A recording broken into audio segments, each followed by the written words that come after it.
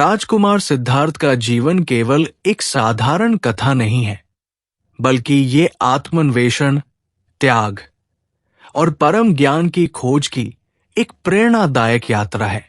ये कहानी न केवल बौद्ध धर्म का आधार बनी, बल्कि आज भी दुनिया भर में लाखों लोगों को आध्यात्मिक प्रेरणा देती है।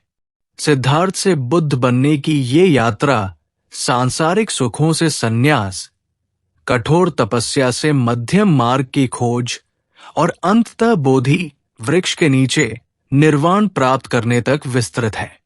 अगर आप पहली बार इस चैनल पर आए हैं और ऐसी कहानियां पसंद करते हैं, तो प्लीज सब्सक्राइब करें।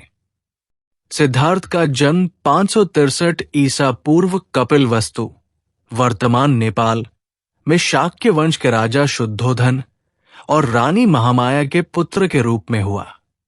जन्म के कुछ समय बाद ही एक ऋषि असित ने भविष्यवाणी की थी कि ये बालक या तो एक महान सम्राट बनेगा या एक महान संत। राजा शुद्धोधन अपने पुत्र को सांसारिक मोहमाया से जोड़े रखना चाहते थे, इसलिए उन्होंने सिद्धार्थ को विलासिता से भरे एक महल में पाला। युवा सिद्धार्थ को बाहरी दुनिया से दूर रखा गया, लेकिन एक दिन जब वे रथ पर नगर भ्रमण के लिए निकले तो उन्होंने 4 दृश्य देखे: बुढ़ापा, रोग, मृत्यु, त्याग और आत्मज्ञान की खोज। इन दृश्यों ने सिद्धार्थ के मन में गहरे प्रश्न उत्पन्न कर दिए। यदि हर व्यक्ति को बुढ़ापा, रोग और मृत्यु झेलनी ही है, तो जीवन का सार क्या है? क्या इससे मुक्ति का कोई मार्ग है? इन प्रश्नों के उत्तर खोजने के लिए सिद्धार्थ ने अपनी पत्नी यशोधरा और पुत्र राहुल को छोड़कर एक रात चुपचाप महल त्याग दिया। इसे महाभिनिष्क्रमण कहा जाता है। उन्होंने राजसी वस्त्रों का परित्याग कर सन्यासी का वेश धारण किया और आत्मज्ञान की खोज में निकल पड़े। सिद्धार्थ ने पहले कई महान गुरुओं आलार कलाम और उद्दक रामपुत से शिक्षा ली, लेकिन उन्हें पूर्ण संतोष नहीं मिला। इसके बाद उन्होंने कठिन तपस्या का मार्ग चुना, जिसमें वे दिन रात ध्यान करते और अन्न जल तक त्याग देते। इस कठोर साधना से उनका शरीर अत्यधिक दुर्बल हो गया, लेकिन ज्ञान प्राप्ति नहीं हुई। तब उन्होंने समझा कि अत्यधिक कठोरता भी समाधान नहीं है। एक दिन एक कन्या सुजाता ने सिद्धार्थ को खीर अर्पित की।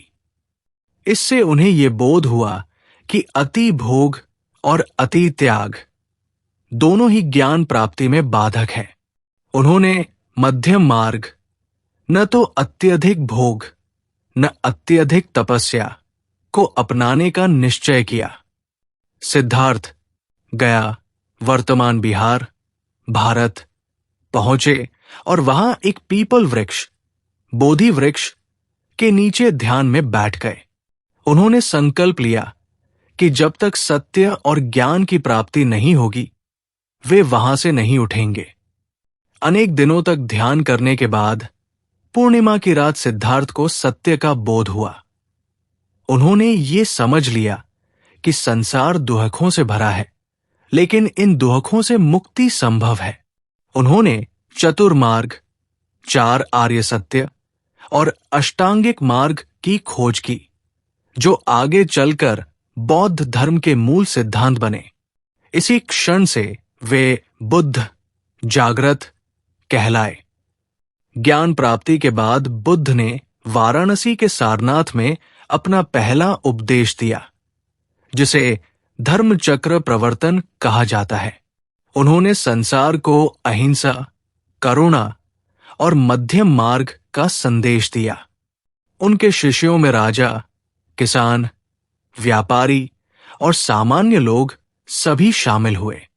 बुद्ध ने अपने जीवन के शेष 45 वर्ष उपदेश देने और लोगों को अज्ञान से मुक्त करने में बिताए। सिद्धार्थ से बुद्ध तक की यात्रा केवल एक व्यक्ति की कहानी नहीं, बल्कि आत्मज्ञान की राह पर चलने वाले हर व्यक्ति के लिए एक प्रेरणा है। ये हमें सिखाती है कि सत्य की खोज में धैर्य, संतुलन और करुणा आवश्यक है। बुद्ध का जीवन ये प्रमाणित करता है कि यदि व्यक्ति अपने भीतर झांके और सही मार्ग पर चले तो वो भी अंधकार से प्रकाश की ओर जा सकता है। आपकी राय क्या है? नीचे कमेंट सेक्शन में बताएं कि इस कहानी ने आपको किस तरह प्रभावित किया। अगर आपको मेरा कहानियां पसंद आता है लेकिन आप अब तक सब्सक्राइब नहीं कर रहे तो प्लीज सपोर्ट करें। आपका एक सब्सक्राइब मुझे और भी बेहतरीन कहानियां बनाने की हिम्मत देगा।